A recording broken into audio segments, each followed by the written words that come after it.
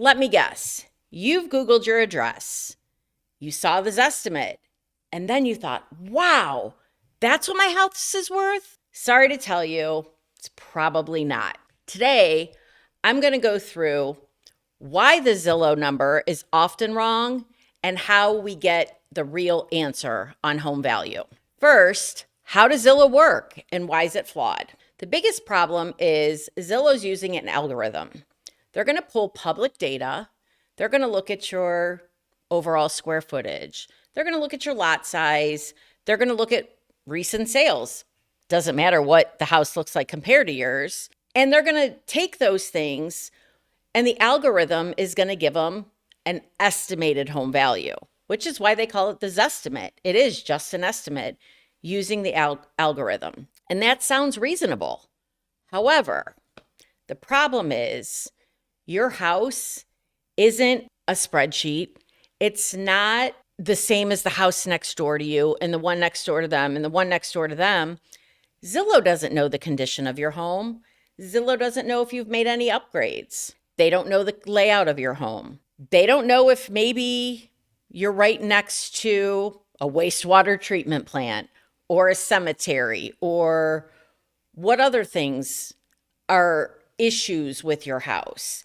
They might not know that you have some water in the basement or mold. They don't know that you just put on a renovation of a kitchen for $30,000. And Zillow admits that they're off about 10% half the time. So now let's think about that. You have a $300,000 house. What's 10%? It's $30,000. Half the time, probably more, they're off. So $30,000 when you go to price your house, that can make or break a sale, getting you what your house is worth, or now sitting on the market and end up taking less. So it's flawed because they are using an algorithm. They are not walking through your home. They're not looking at the homes that are just comparable to yours. They're looking at all the recent sales in the area to get that estimate. So, of course, their numbers are going to be flawed. And again, at least half the time, they're 10% or more off. So, we know why Zillow is flawed, but what actually determines the value of your home? There's going to be 3 different things that we use to calculate what your home is worth and what you should list it for. The first one that most people are aware of are the comparable sales, otherwise known as comps.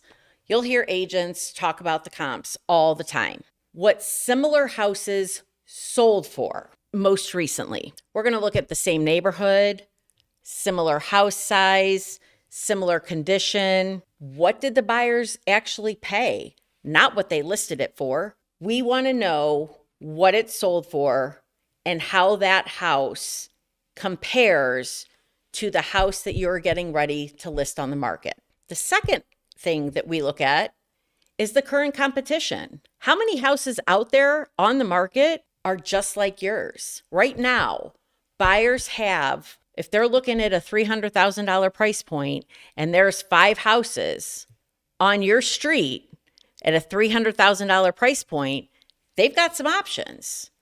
However, if your house is priced at $300,000 and there's no houses within 2 miles of your house in that price range, well, now you have a little bit of an advantage because your competition's just not there. So we're comparing to the active listings on the market as well. And finally, we're really going to look at the condition and take the things that we visibly see, what sets house 1 apart from house 2. 2 identical houses, same layouts on the same street, can realistically be $50,000, $60,000 apart in list price because house 1 might be totally renovated, updated, and in pristine condition, and house 2 might have had a lot of deferred maintenance, things falling apart, foundation issues, water in the basement, you name it. That can make a huge difference in what the house lists for and sells for. So again, what's determining the value?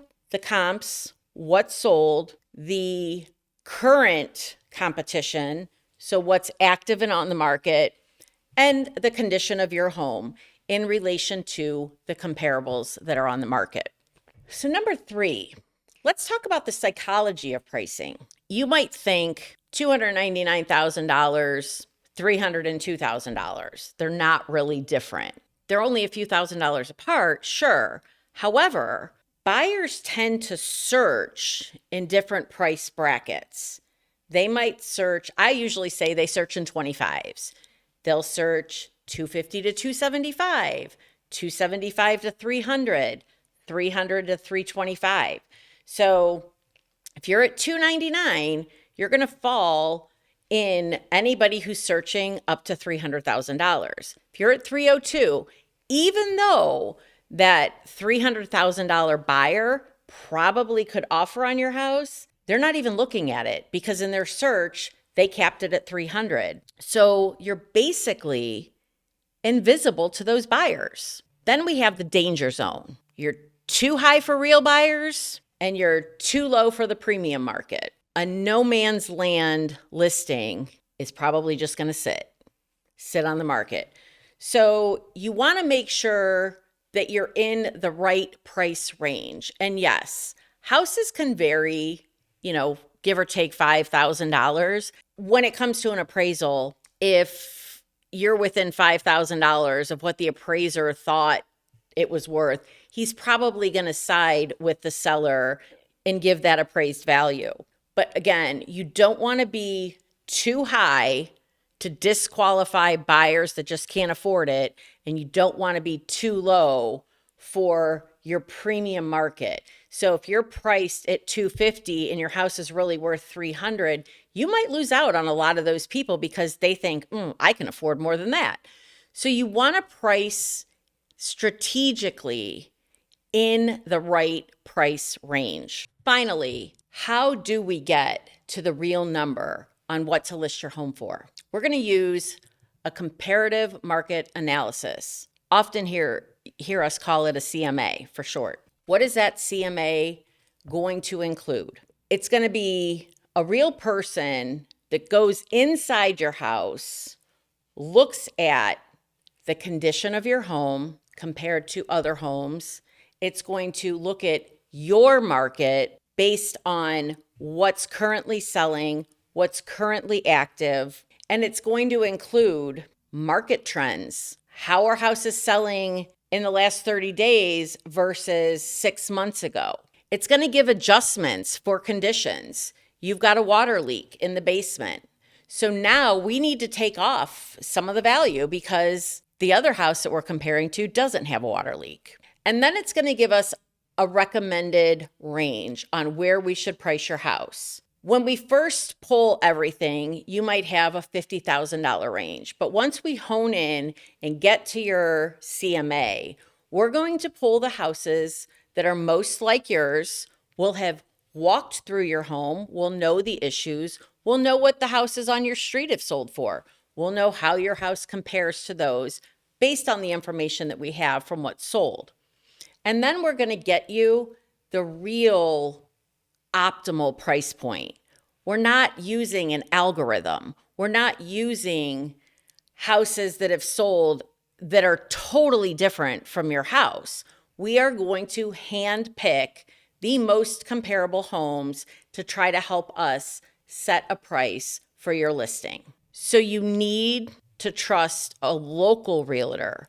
We're in the houses. We're walking these streets. We know our current market. We're not just an algorithm pulling random things to come up with a price within 10% half the time. So when you're ready to list and ready to sell, don't just go to Zillow. Zillow might be a starting point for you, but it's not putting in the work that a local realtor is going to do to get you a true home value. Values come from the comps, it comes from your competition, and it comes from the condition of your home. Then it's analyzed by a real estate expert local to your area who knows how to adjust prices for the market based on the factors that we use to set our price. So if you are considering selling, you can DM me, you can text me, you can call me,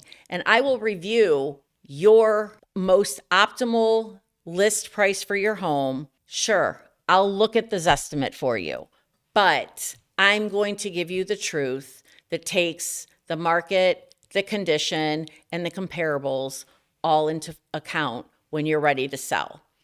I'm Rebecca Nadelka, your Realtor Mom with eXp, and I will keep this process simple, smooth, and get you to sold.